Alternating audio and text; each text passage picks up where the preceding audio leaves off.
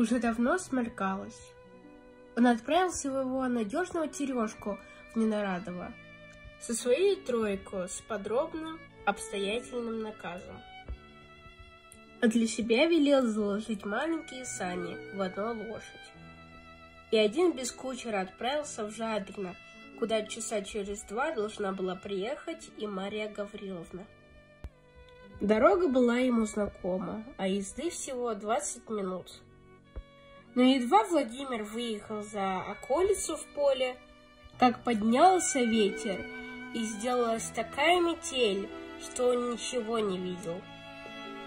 В 1 минуту дорогу занесло. Окрестность исчезла во мгле, мутной и желтоватой, сквозь которую летели белые хлопья снегу. Небо слилось с землей. Владимир очутился в поле и напрасно хотел снова попасть на дорогу. Лошадь ступала на удачу и поминутно въезжала на сугроб, то проваливался в яму. Сани поминутно опрокидывались. Владимир старался только не потерять настоящего направления. Но ему казалось, что уже прошло более получаса, а он не доезжал еще до Жадринской рощи. Прошло еще около 10 минут. Рощи все было не видать. Владимир ехал полем, пересеченными глубокими оврагами. Метель не утихала, небо не прояснялось.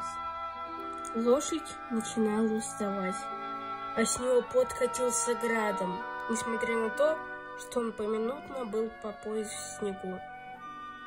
Наконец он увидел, что едет не в ту сторону.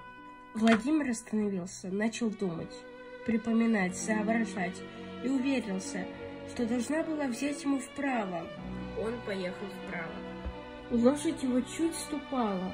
Уже более часа был он в дороге. Жадрино должно было быть недалеко.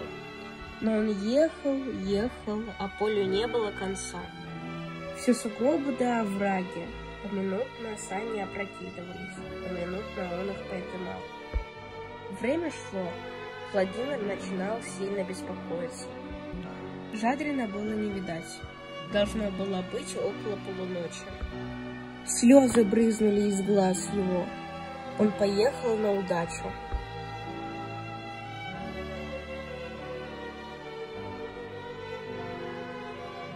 Пели петухи, и было уже светло, когда достигли они Жадрино.